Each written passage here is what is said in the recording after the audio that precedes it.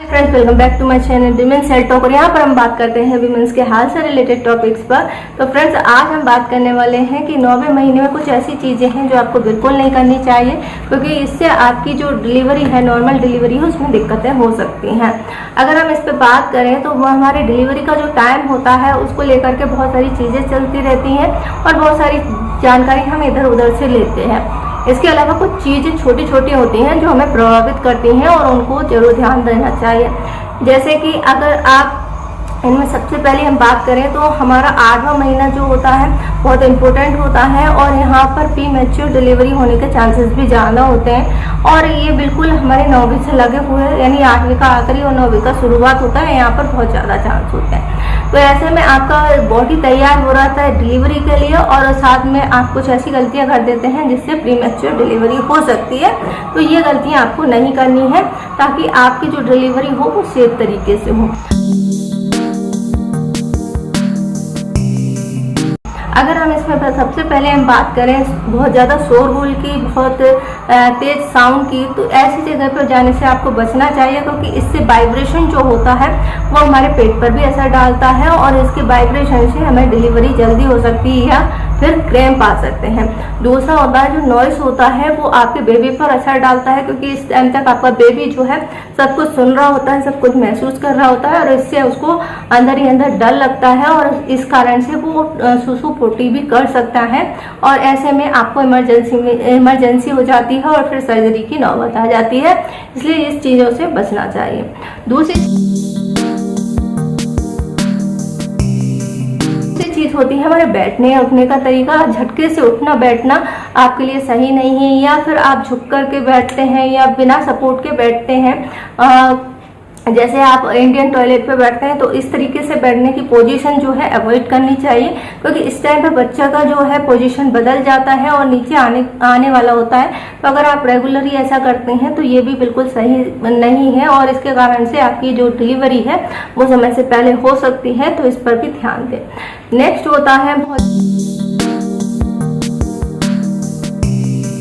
बहुत ज़्यादा झुक कर के काम करना। कई महिलाएं जो हैं झुक कर के काम करती हैं इस टाइम पर, तो वो नहीं करना चाहिए, क्योंकि इस टाइम पर आपका बॉडी का वेट जो है बैलेंस नहीं होता है और जब आप झुक कर काम करती हैं तो इससे गिरने के चांसेस बढ़ जाते हैं। साथ ही साथ आपके पेट पर भी एक्स्ट्रा असर पड़ता है, जैसे कि सीढ़ियों पर जाना है या ऊंची नीची जगह पर अगर आप चलते हैं तो इससे आपको दिक्कत हो सकती है। तो ये भी पूरी तरीके से अवॉइड करना चाहिए। नेक्स्ट चीज होती है सोने की पोजीशन। अगर आप सोने की पोजीशन गलत रखती हैं तो इससे भी आपकी नॉर्मल डिलीवरी में दिक्कत आती है। कई महिलाएं जो होती हैं बिल्कुल सीधा सोती हैं और उनका पेट ऊपर की तरफ होता है, तो जिससे उनके एक तो बच्चे को इम्यूनिटी फ्लूइड में तैरने में दिक्कत आती है और दूसरा आपको बैकबोन की प्रॉब्लम होती है। बहुत सारी महिलाओं को डिलीवरी टाइम में यानी प्रेगनेंसी पूरे टाइम में बैकबोन की दिक्कत होती है, उसका कारण यही है। तो फिर कैसे सोना है, आपको करवट लेकर सोना चाहिए या फिर आप इनके लिए जो पिलो आते हैं उनका इस्तेमाल कर सकते हैं, जो कि आपके पेट को भी सपोर्ट करते हैं और दोनों पैर के बीच में भी गैप को फिल करते हैं। तो ये आपके लिए सही रहेगा और आप इनका इस्तेमाल कर सकते हैं।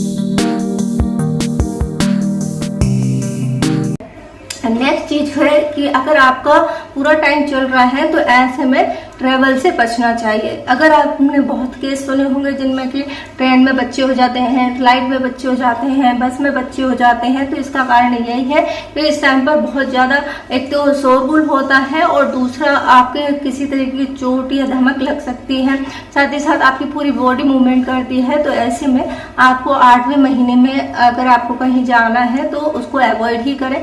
ज़्यादा लंबी दूरी की यात्रा ना करें। अगर आप आसपास जा रहे हैं तो आप जा सकते हैं और ऐसे में आपको ट्रेवल करने से बचना चाहिए। तो ये कुछ चीजें हैं जो आपको 9वें महीने के पहले नहीं करनी है, इससे आपको कॉम्प्लिकेशंस बढ़ सकते हैं और आपकी नॉर्मल डिलीवरी में दिक्कत आ सकती है।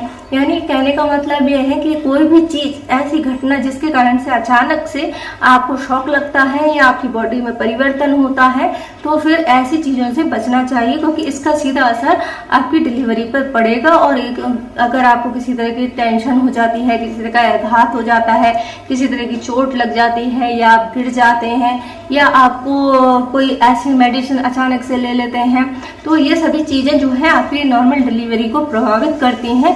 इसलिए जरूरी होता है कि छोटी छोटी चीजों का ध्यान रखें। कोई भी इंजेक्शन या मेडिसिन भी आपको नहीं लेनी है बिना डॉक्टरी सलाह के। तो ये सभी चीजों को ध्यान रखेंगे तो आपकी नॉर्मल डिलीवरी हो जाएगी। साथ ही साथ इसके प्रीवियस वीडियो में मैंने आपको बताया था कि नॉर्मल डिलीवरी के लिए आपको क्या करना है, तो उसको जरूर देखें और उनको फॉलो करें। अगर ये वीडियो की जानकारी पसंद आई है तो वीडियो को लाइक करें, शेयर करें, हमारे चैनल को सब्सक्राइब करें। इससे जुड़ा कोई क्वेश्चन है तो आप हमें पूछ सकते हैं। हम इंस्टाग्राम पे फॉलो कर सकते हैं और हमें ज्वाइन कर सकते हैं, हमें सपोर्ट कर सकते हैं।